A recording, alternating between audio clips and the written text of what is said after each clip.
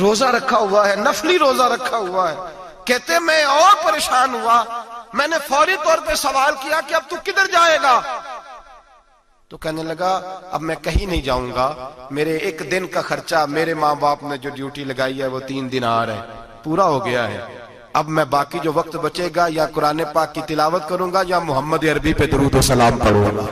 میں نے کہا افطاری کر لینا. کہنے لگا مجھے مسجد بتا دو، میں جا کے اللہ اللہ کرتا ہوں، مجھے شام کو لے آنا. افطاری ہمارے ساتھ اس کی طے ہو گئی، مسجد چلا گیا.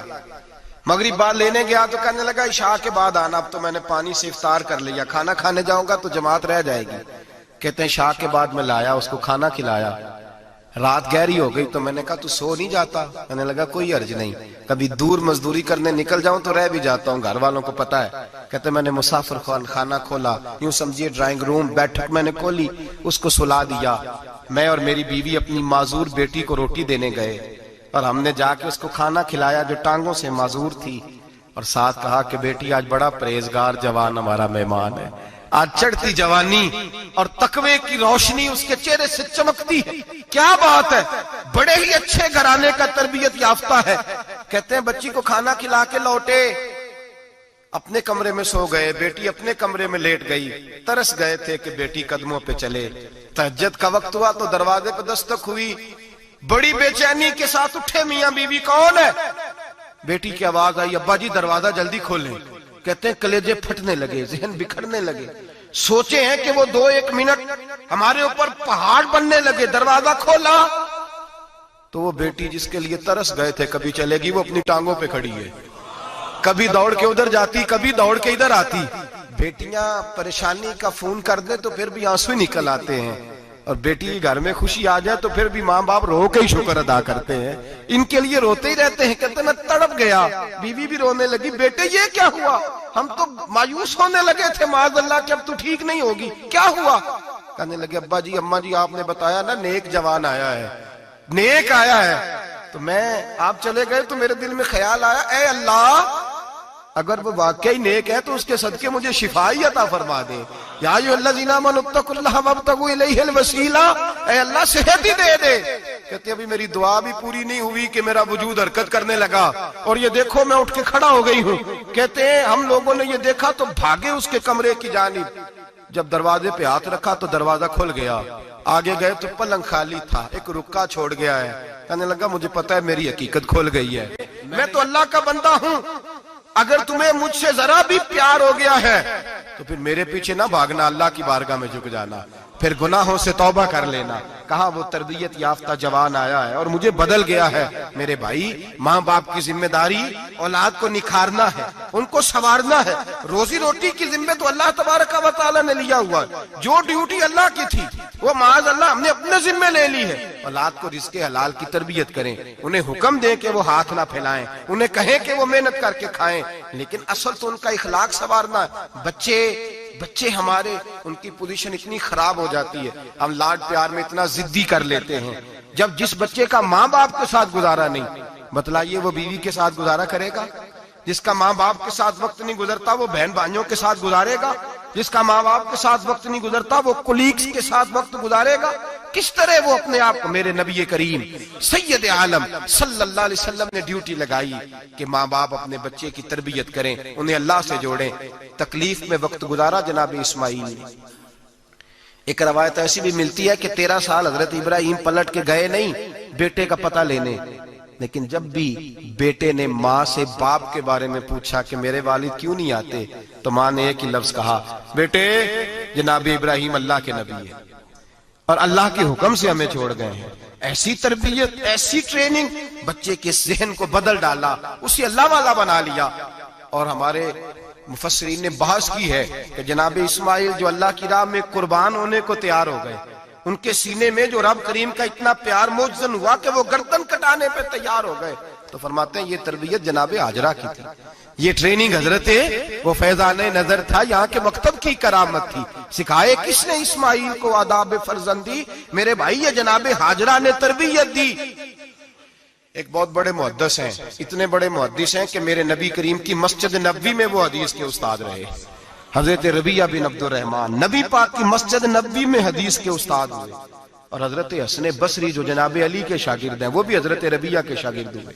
حضرت امام مالک جو 70 سال تک مدینہ اور مکہ میں حدیث پڑھاتے رہے وہ بھی حضرت ربیہ کے شاگرد ہیں. ان کے والد کا نام تھا عبد الرحمن فروغ.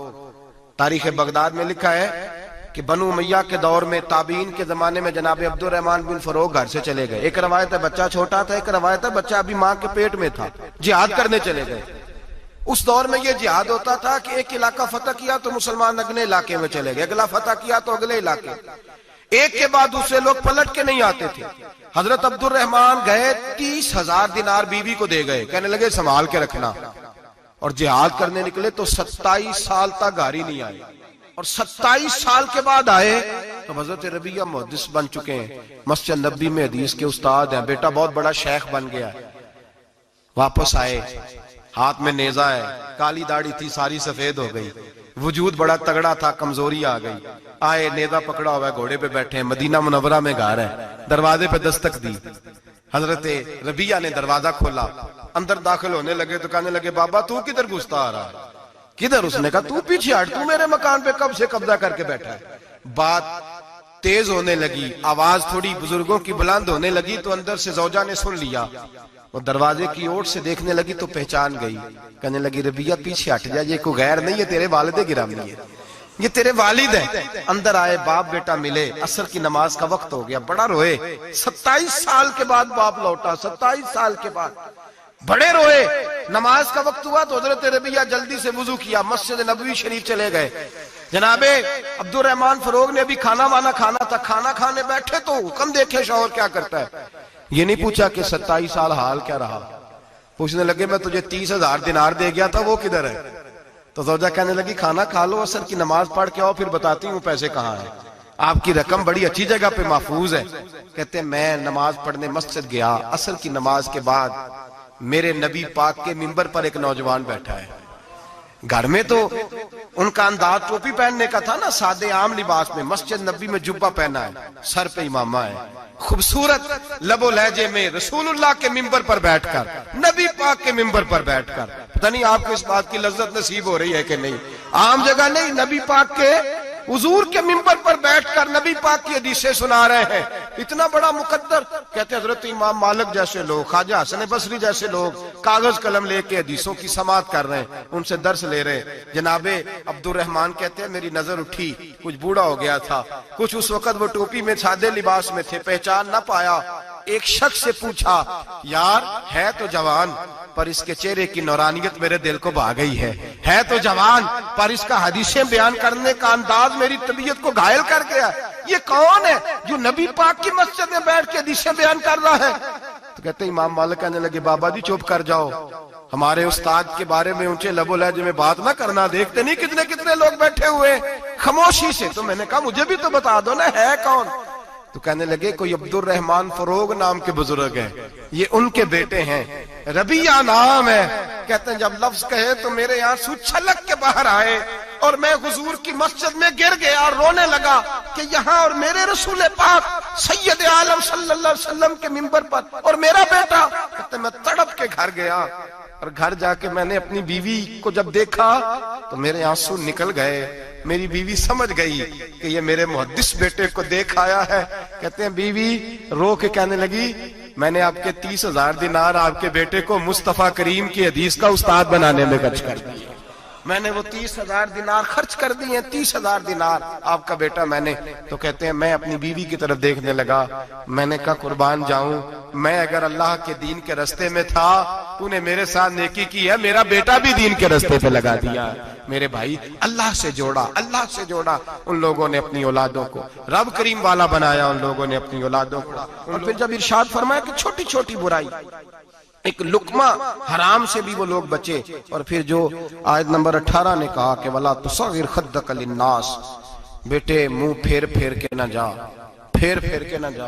اگر آپ ناراض نہ ہوں تو ہم تربیت دیتے ہیں, کہتے ہیں اس بچے کے ساتھ نہ پھرا کر, یہ غریب ہے, اس کے ساتھ نہ پھرا کر. وَلَا تَمْشِ فِي الْأَرْضِ مَرَحًا, حضرت لقمان بیٹے سے کہتے ہیں منہ پھیر کے لوگوں سے بات نہ کر اور اکڑ کے نہ چل. إِنَّ اللَّهَ لَا يُحِبُّ كُلَّ مُخْتَالٍ فَخُورٍ, اللہ کو وہ پسند ہی نہیں جو اکڑ کے چلے اور اترائے. ابھی بھی رواج ہے کہتے ہیں دوستی لگانا تو اپنے برابر کے دوستوں سے، ایسے نہ ہو ہمارا سٹیٹس ہی نہیں، ابھی بھی وہ فرق جو تو سید بھی ہو، مرزا بھی ہو، افغان بھی ہو، تم سبھی کچھ ہو، بتاؤ کہ مسلمان بھی ہو۔ عاجزی کا درس دیا اپنی اولاد کو، عاجزی کا، ان کو ادب سکھایا، ان کو انکساری سکھائی، لوگوں کے اندر مل بیٹھنے کا درس دیا۔ جو آدمی انکساری والا ہوتا ہے، عاجزی والا ہوتا ہے، یوں سمجھو اسے شہد لگا ہوا ہے، دنیا خود اس کے پیچھے بھاگ بھاگ کے آتی ہے۔ جو سب کے ساتھ اس نے سلوک کرنے کا عادی ہوتا ہے، لوگ اس کے گرویدہ ہو جاتے ہیں۔ لیکن جس آدمی کو آپ اکڑنا سکھا دیں، جس بچے کو آپ کہیں بس تو ہے اور کوئی بھی نہیں، اس کی اپنی زندگی بھی اس کے لیے پریشانی والی ہو جاتی ہے۔ میرے نبی رحمت سید عالم صلی اللہ تعالی علیہ وآلہ وسلم نے ارشاد فرمایا، کسی باپ نے اپنے بیٹے کو جو سب سے اچھا تحفہ دیا ہے وہ یہ ہے کہ اس نے اپنے بچے کو اچھا ادب سکھا دیا ہے، اپنے بچے کو اچھا۔ حضرت لقمان کہتے ہیں بیٹے منہ پھیر پھیر کے باتیں نہ کرنا، زمین پہ اکڑ اکڑ کے نہ چلنا، اللہ کو اکڑنے والے لوگ پسند۔ ہارون رشید نے امام نسائی کی ڈیوٹی لگائی کہ میرے بیٹے کو حدیث پڑھائیں گھر آ کے، تو امام نسائی کہنے لگے یہ نبی پاک کا دین ہے، یہ میں اس کو رسوا نہیں کر سکتا، جس نے پڑھنا ہے میرے پاس آ کے پڑھے، اور جہاں سب بچے بیٹھتے ہیں وہیں پڑھے۔ ہارون رشید کہنے لگا حضور آپ کیا سمجھتے ہیں، میں نے بھی تو آپ کو آزمانے کے لیے یہ جملہ کہا تھا، یہ وہیں آ کے پڑھے گا جہاں سارے غریبوں کے بچے پڑھتے ہیں۔ اب تو روز استاد کٹہرے میں کھڑا ہوتا ہے، اسکول کے استاد کا تو مجھے نہیں پتا، پہلے مدرسے کا استاد تو روز بیچارہ ہاتھ باندھ کے چودھری صاحب نے کہنے سے میرے منڈے نو مارے تو 8,000 کا مولوی ہے، اور میرا بیٹا تو 8,000 کے روز گول گپے کھا جاتا ہے، میرے بیٹے کو تو نے مارا ہے، تجھے اپنی حیثیت کا پتہ ہے؟ روز استاد کٹہرے میں کھڑا ہوتا ہے، بچے فری میں مفت میں حافظ جی مفت میں حفظ کراتے ہیں، خدا جانے محترم کتنی مشکل سے ادارہ چلاتا ہے، اور بچے کے ماں باپ آ کہتے ہیں بلاؤ مولوی صاحب کو، اس کی طاقت کیسے ہوئی میرے بچے کو مارا ہے؟ وہ مولوی وہ جو کل دانے لینے آیا تھا وہ آج میرے بچے کو مارے گا؟ یہ رویہ ہے ہمارا۔ ہارون رشید بادشاہ نے اپنے بیٹے کو امام نسائی کے پاس پڑھنے بٹھایا۔ ایک دن حضرت کہاں لوگ کہتے ہیں بس بس بیٹا ٹھیک ہے، سیدھا سیدھا تو دین سیکھ کے آیا، ایسے کسی درویش کا مرید ہونا اور کسی عالم کی نوکری کرنا، اب تو بالکل ٹھیک ہے، پیر اساں بھی رکھے نے، یہ کیا تیرا طریقہ ہے، تو تو پیچھے لگ گیا ہے، یہ کس طرح کا تیرا رویہ ہے؟ ہارون رشید بادشاہ، ہارون رشید وقت کا مطلق العنان بادشاہ، امام نسائی ان کے بیٹے کے استاد ہیں، امام نسائی رحمت اللہ علیہ کے پاس بیٹا پڑھتا ہے، ہارون رشید گزر رہا تھا تو بیٹا وضو کرا رہا ہے، شہزادہ وضو کرا رہا ہے استاد جی کو، اور پیر دھلا رہا ہے۔ ہارون رشید گھوڑے سے گزرا تو اس نے دیکھا خانقاہ کے باہر، مدرسے کے باہر استاد جی وضو کر رہے ہیں اور بیٹا وضو کرا رہا ہے، سراہی پکڑی ہے، لوٹا پکڑا ہے، استاد جی پیر دھو رہے ہیں۔ ہارون رشید غصے سے اترا، ساتھ بہت سارے سپاہی تھے، انہوں نے کہا کہ یہ مولوی کو مارے گا، مولوی کو مارے گا کہ تو کس طرح میرے بیٹے سے یہ کام کاج کرا رہا ہے۔ کہتے نیچے اترے اور ہارون رشید نے جا کے نا زور سے ایک تھپڑ اپنے بیٹے کے چہرے پہ مارا۔ بیٹا کہنے لگا ابا جی میری غلطی کیا ہے؟ فرمانے لگے تجھے پتہ ہی نہیں تو کس شخص کے پاس پڑھتا ہے، تو پانی ڈال رہا ہے، تیرے استاد کو اپنے ہاتھوں سے اپنے پیر دھونے پڑ رہے ہیں، بیوقوف، ایک ہاتھ سے پانی ڈال اور دوسرے ہاتھ سے استاد کے پیر دھو، تجھے پتہ ہی نہیں کہ یہ شخص جب نبی پاک کی حدیثیں بیان کرتا ہے تو کئیوں کو مصطفیٰ کا دیدار نصیب ہو جاتا ہے۔ یہ پتہ نہیں تو کس محدث کا شاگرد ہے، ایک ہاتھ سے پیر پہ پانی ڈال دوسرے ہاتھ سے دھو، اس لیے کہ باندھ علموں جو کرے فقیری وہ کافر مرے دیوانہ ہو۔ اگر تو نے دنیا میں کامیاب ہونا ہے تو اس سے فیض علم حاصل کر، بیٹے یاد رکھ، اگر تو اس کی بارگاہ میں حاضری دے گا تو تو آگے بڑھے گا۔ حضرت عمر بن عبدالعزیز کتنا بڑا شخص ہے، ثانی عمر کہا گیا، ثانی عمر کہا گیا۔ حضرت عمر بن عبدالعزیز رحمت اللہ علیہ، حضرت صالح بن کسان ایک محدث تھے مدینے کے، ان کے شاگرد تھے۔ بچوں کو ہم آج ہی کہاں بچے ادب کرتے ہیں، ساتھ کہاں ادب کرتے؟ ایک اسٹوڈنٹ مجھے کہنے لگا جی ہم ادب کرتے تھے جب تک استاد ٹیوشن نہیں لیتے تھے، اب استاد بھی تو ٹیوشن لے کے پڑھاتے ہیں۔ اور میں نے کہا خدا کے بندے کیا دے سکتا ہے تو استاد کو؟ حضرت علی فرماتے ہیں جس نے ایک لفظ پڑھایا مجھے گلی میں کھڑا کر کے بیچ بھی سکتا ہے، تو نے قیمت کیا ڈالی ہے؟ استاد کچھ بھی کر لے، استاد نے تو استاد ہی رہنا ہے نا میرے بھائی، لیکن وہ لب و لہجہ ہمارا موجود ہے۔ مجھے ایک دفعہ میرے کالج کے لوگوں نے بلایا، کہنے لگے آپ یہاں بھی پڑھے ہوئے ہیں اور مدارس میں بھی، تو ذرا فرق بیان کریں کالج کا اور مدرسے کا، کچھ بیان کریں۔ میرے ٹیچرز بھی تھے بہت سارے، تو میں نے کہا معذرت کے ساتھ یہاں تو بڑا مشکل ہو جائے گا بات کرنا، لیکن ایک جملہ میں نے مدرسے اور کالج میں ایک فرق محسوس کیا ہے۔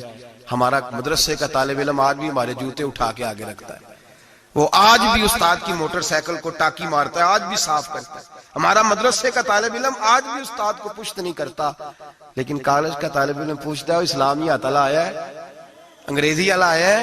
میں نے کہا اس کے تو لب و لہجے میں ادب نہیں ہے۔ اس لیے میں نے دونوں جگہ وقت گزارا تو میں سمجھا ہوں بڑے حالات خراب ہیں مدرسوں میں بھی۔ اب وہ کیفیت نہیں رہی جو بزرگوں کی تھی، لیکن پھر بھی اگر ادب ہے تو مدارس میں ابھی بھی ہے، ابھی بھی خانقاہوں میں ادب ہے، یہاں ابھی بھی خیر کی توقع موجود۔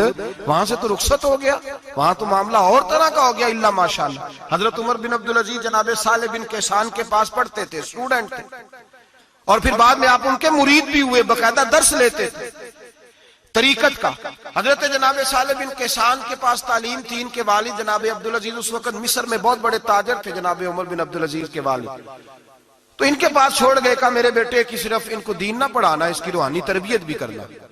ایک دن استاد جی نے عصر کی نماز کا سلام پھیرا تو حضرت عمر بن عبدالعزیز کھڑے ہو گئے، ایک رکعت ان کی رہتی تھی پیچھے، تو آپ نے نماز کے بعد بلایا اور بڑے میٹھے لب و لہجے میں کہا عمر کیا بات ہے تیری ایک رکعت رہ گئی؟ تو کہنے لگے استاد جی میں کنگھی کر رہا تھا، شیشے کے آگے کھڑا تھا، تو آئینہ دیکھتے دیکھتے بال سوارتے سوارتے مجھے پتہ ہی نہیں چلا، جب آیا ہوں تو لیٹ ہو گیا۔ حضرت صالح بن کیسان رحمت اللہ علیہ نے ان کے والد کو مصر میں خط لکھا، فرمایا آپ کا بیٹا میری پوری فرما برداری نہیں کرتا، کل کو مجھے نہ کہنا تربیت صحیح نہیں ہوئی۔ آج فلاں تاریخ کو اس نے ایک رکعت پوری چھوڑ دی ہے جماعت کے ساتھ، اس لیے کہ وہ کنگھی کر رہا تھا بالوں کی، پوری رکعت چھوڑ دی ہے۔ ابا جی بہت بڑے تاجر تھے، پر انہوں نے یہ نہیں کہا کہ مولوی تو پاگل ہو گیا، اس کو تو پتہ ہی نہیں کیا ہو گیا، ابھی بچہ ہو جائے گا سیانا، کوئی بات نہیں ٹھیک ہو جائے گا۔ حضرت عبدالعزیز نے وہاں سے ایک شخص بھیجا پیسے دے کے، گھوڑا دے کے، فرمایا مدینے جاؤ، اور سیدھا مدینے آیا۔ حضرت عمر بن عبدالعزیز کو گھر سے اچکا، بلایا نہیں، زبردستی پکڑا، اچک کے گھوڑے پہ بٹھایا، حجام کی دکان پہ لے گئے، فرمایا اس کی ٹینڈ کر دو، نے بال کاٹ دیے اور بال کٹوا کے سیدھے حضرت صالح بن کیسان کے پاس لے گئے، کہنے لگے حضور یہ کھاتا ہے اس کے والد کا، میں نے اس کی ٹینڈ کرا دی ہے، جس بالوں کی وجہ سے اس کی جماعت رہ گئی تھی میں نے وہ بال ہی ختم کر دیے۔ تو اس کے والد کہتے ہیں آپ ذرا ذرا سے بھی بات، ایک ذرہ برابر بھی بچے کے اندر ہم کوتاہی برداشت، ہم اسے سنوارنا چاہتے ہیں، معاشرے کو دینا چاہتے ہیں، ہم ایک خوبصورت انسان بنانا چاہتے ہیں۔ تو حضرت لقمان کہنے لگے بیٹے تو چہرہ رخسار بدل بدل کے لوگوں سے بات نہ کر، اکڑ کے نہ چل، اس لیے کہ اللہ کو اکڑنے والے پسند۔ تو کیا کر وقصد فی مشیک وغضض من صوتک، درمیانی چال چل، آواز کو پست رکھ۔ ہم اپنے بچوں کو میانہ روی کا درس نہیں دیتے۔ اگر کسی کے پاس بہت زیادہ پیسے ہیں تو وہ بس کہتا ہے میرا بیٹا، میں نے سارے لاڑ دیکھے ہیں، میں نے ہر خواہش پوری کی ہے، یہ تو کوئی عقل مندی کی بات نہیں۔ ضرور خواہشات پوری کریں، اگر ہیں تو کنجوسی کرنے سے منع کیا ہے نبی پاک صلی اللہ علیہ وسلم، لیکن بچے کو معتدل رکھیں، اسے دھوپ اور چھاؤں دونوں کا پتہ ہونا چاہیے۔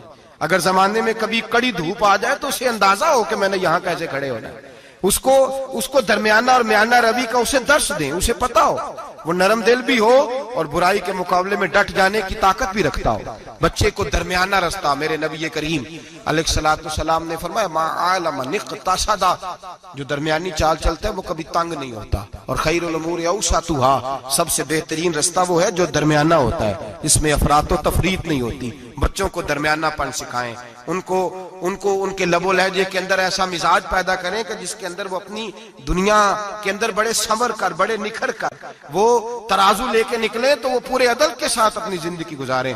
اور فرمایا وغضض من صوتک، آواز کو پست رکھ، چلا چلا کے نہ کبھی بچوں سے بات کریں اور نہ کبھی بچوں کی بات سنیں۔ بچوں کے لب و لہجے میں ٹھہراؤ ہونا چاہیے، ان کی آواز کا بھی ادب ہے، ان کی آواز، ان کو بولنے کا بھی ڈھب سکھائیں، ان کو بتلائیں کہ تم نے گفتگو کیسے کرنی ہے۔ اس لیے کہ ارشاد فرمایا ان انکر الاصوات لصوت الحمیر، بے شک سب سے بری آواز گدھے کی آواز ہے۔ اللہ سمجھنے کی توفیق عطا فرمائے۔ آخر دعوانا